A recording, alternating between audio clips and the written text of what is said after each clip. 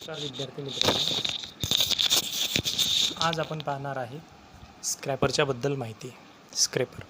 Scraper हा एक प्रकारचा कटिंग टूल्स आहे. स्क्रेपर टू स्टीलपासून किंवा हाय कार्बन स्टीलपासून तयार केलेले असतात.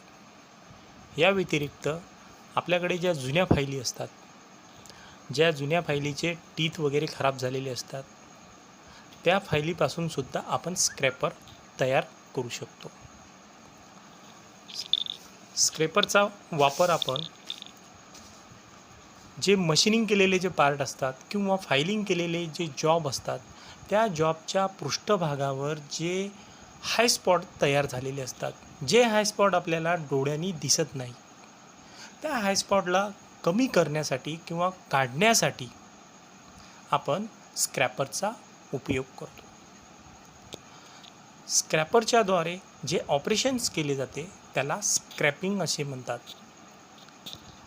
स्क्रॅपिंग करत असताना जॉबच्या लांबी रुंदीनुसार एक BIS नुसार एक अलाउन्स ठेवलेला असतो.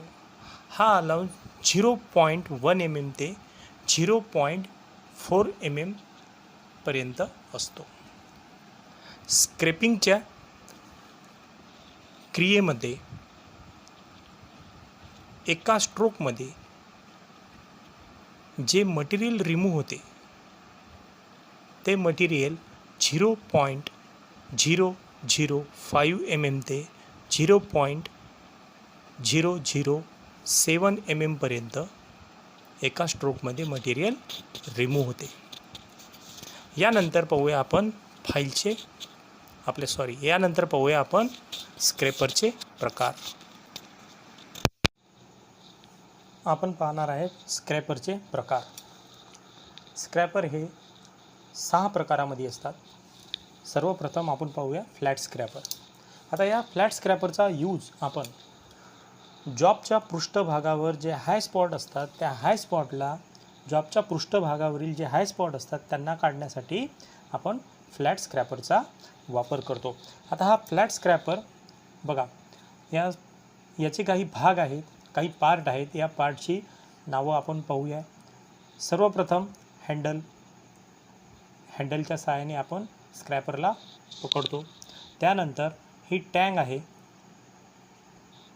त्यानंतर टँगनंतर ही संपूर्ण बॉडी आहे आणि हा कटिंग एज आहे.